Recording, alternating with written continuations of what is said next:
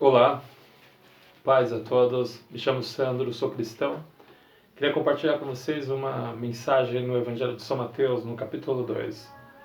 Há uns personagens aqui que eu quero discorrer e fazer uma alusão aos acontecimentos que estamos vivendo e que possa trazer algum conforto ao seu coração, essa palavra, que seja de edificação, tanto para consolo, exortação, que possa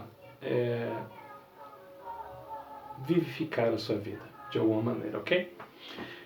Eu quero falar sobre a visita dos magos a Jerusalém em busca do Messias, em busca de adorar o menino Jesus. Esses homens, eles eram pagãos, eles não tinham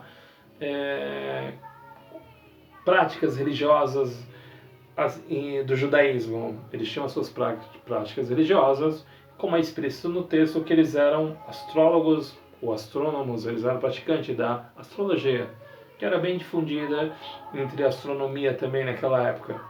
Eles eram homens que estudavam os astros, e isso é claro no texto, porque essa foi o guia deles para chegar a Jerusalém, uma prática totalmente abominável aos judeus, aos praticantes do judaísmo, por determinação do próprio Deus na lei de Moisés. E eles chegaram ali em Jerusalém em busca do Messias, e houve um grande alvoroço ali em relação ao que foi expressado por eles, que eles trouxeram presentes, ouro, vieram com uma comitiva, saíram da Pérsia, das regiões da Babilônia, peregrinaram com a sua comitiva por mais de 2.000 quilômetros para adorar a Jesus, o menino Jesus que acabara de nascer, a luz que resplandeceu no mundo. Eles estavam sendo guiados por essa estrela, por esse astro, e que se deteve em Jerusalém, e eles chegaram com essa informação. Essa informação chegou aos ouvidos de Herodes, que era o rei dos judeus, considerado o rei dos judeus. Era um homem que não era judeu, mas ele era praticante do judaísmo, que tinha ao seu entorno homens importantes, como sacerdotes, como os escribas, que tinham conhecimento da lei, conhecimento das escrituras. E nesse interim de tempo foi requisitada a presença desses homens até Herodes, que quis saber mais a respeito desse Messias e quis saber mais a respeito do nascimento dele, né? De uma forma amigável externamente, mas por dentro estava perturbada porque o seu reino estava ameaçado pelo nascimento desse Salvador, desse Messias tão aguardado na cultura judaica, tão aguardado entre os judeus, o sucessor do trono de Davi. O interessante dentro desse contexto todo que estava vendo é que Herodes chega e diz: olha, quando você encontrar o menino, vem me dar essa informação que eu também quero ir adorar o menino. E eles saíram ali da presença de Herodes e continuaram a sua peregrinação seguindo a estrela, a qual se deteve sobre a casa onde estava Maria, José e Jesus. E eles chegando nesse lugar, adoraram ali o menino Jesus, trouxeram o ouro, a mirra, e distribuíram ali, e os incensos distribuíram ali, e deram de presente como forma de adoração ao menino Jesus, e diz que eles se alegraram de uma forma extrema. Mas agora eles são divinamente avisados em sonhos para não regressar até Herodes, porque Herodes procurava matar o menino, mas que voltasse por outro caminho. E assim eles obedecem e fazem. Regressam para a sua terra satisfeitos por terem encontrado, presenteado e adorado o menino Jesus. O interessante dentro disso, que eu quero frisar, é esse contexto. Olhamos ali os sacerdotes, os escribas, a qual foram inquiridos por Herodes acerca desse contexto que foi apresentado pelos magos, acerca dessas profecias. Eles falam: não, realmente está escrito que o menino nascerá em Belém. Então todos estavam ali dispersos, sem atentar às escrituras, enquanto alguns homens que não eram do povo de Deus, que não conheciam a Deus, estavam peregrinando, né, seguindo o encontro do Messias, indo ao encontro do Messias, procurando conhecer a Jesus. E quem estava perto, que tinha ali todo o conhecimento escrito em mãos, estava totalmente dormente em relação ao cenário que estava já montado ali, que Cristo a luz já havia resplandecido entre eles, a luz já havia brilhado ali, mas eles ainda estavam na escuridão do entendimento deles.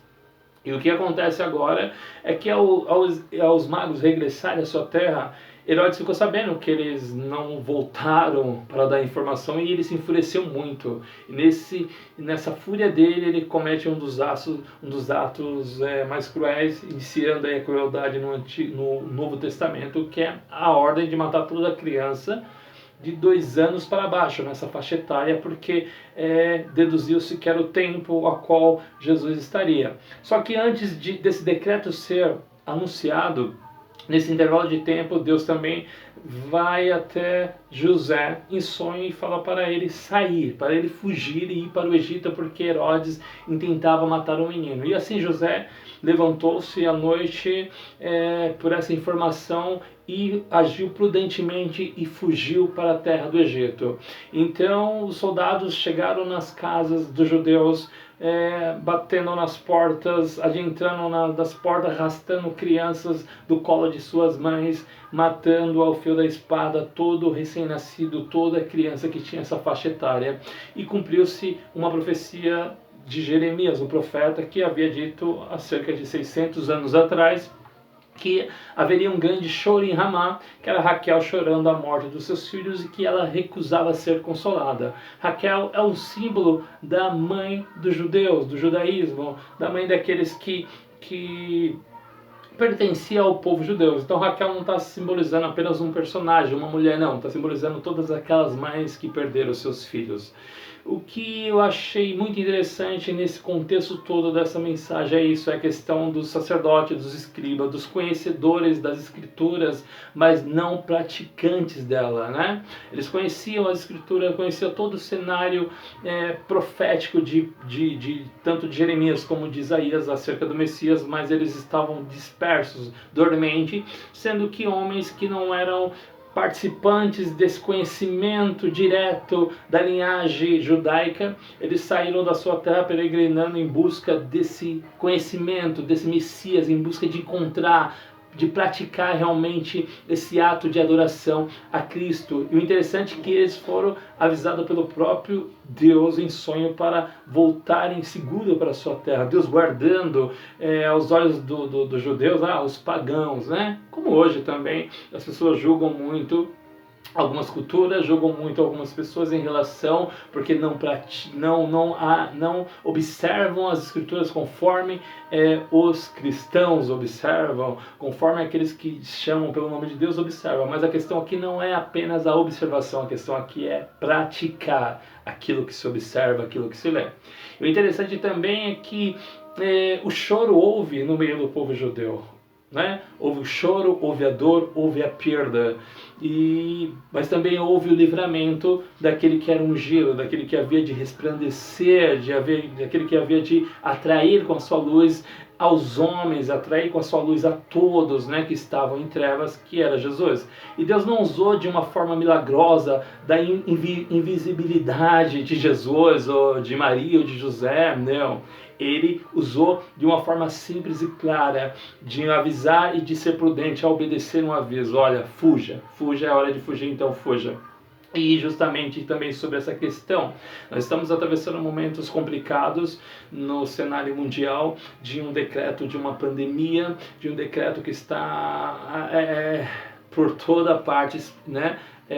Sendo decretado a prudência, sendo decretado a observação, os cuidados, né? E nós temos visto muitas pessoas também chorando perca de seus familiares, a morte dos seus, seja cristão ou não cristão, mas também serve de consolo algo que, se você é ungido de Deus, se há um propósito de continuidade, que a sua luz ainda resplandeça entre os homens, fique em paz, porque Deus vai te guardar no meio desse contexto, no meio desse cenário caótico ao qual temos vivido. Então, que você possa obedecer da forma clara e simples, obedeça, né, aos avisos do Espírito Santo, ao aviso de Deus, usando as coisas simples, usando as autoridades, usando o cenário, né, para estar alertando você. Então fuja, haja com prudência nesse momento, né?